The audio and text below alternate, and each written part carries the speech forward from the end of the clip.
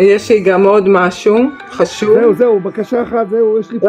רגע, זה חשוב, זה לסיוון. לא. יש לה ניתוח שהיא צריכה לעבור עד סוף יוני. שאלה, וזה ניתוח קשה, ואני צריכה להחליט. קשה? לא קשה. לא קשה, כן, אני יודעת שהיא תעבור אותו כמו גדולה. לא קשה. לא קשה. סיוני. כן לעשות לה? סיוני, את שומעת אותי? אני שומעת.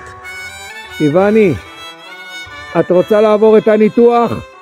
תרימי לי את יד. אני מוציאה לה את השמיכה לראות, נו.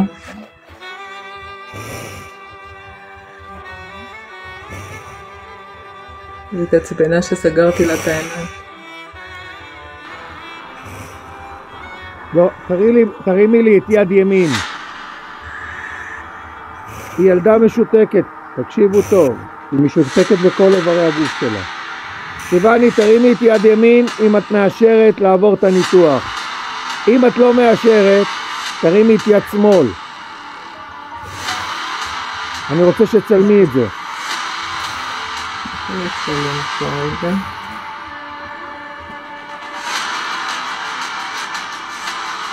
תצלם, היא תשלח לי עכשיו.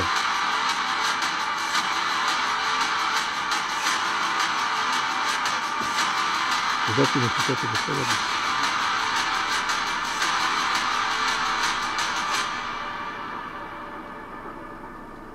אבא שבשמיים.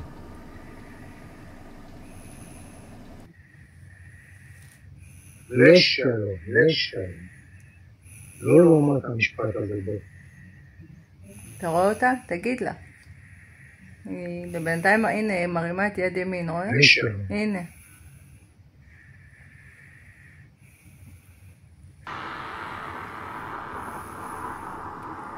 אתה שומע אותי? מחכה לתמונה. אתה שומע אותי? אתה שומע אותי? מחכה לתמונה. אתה שומע אותי?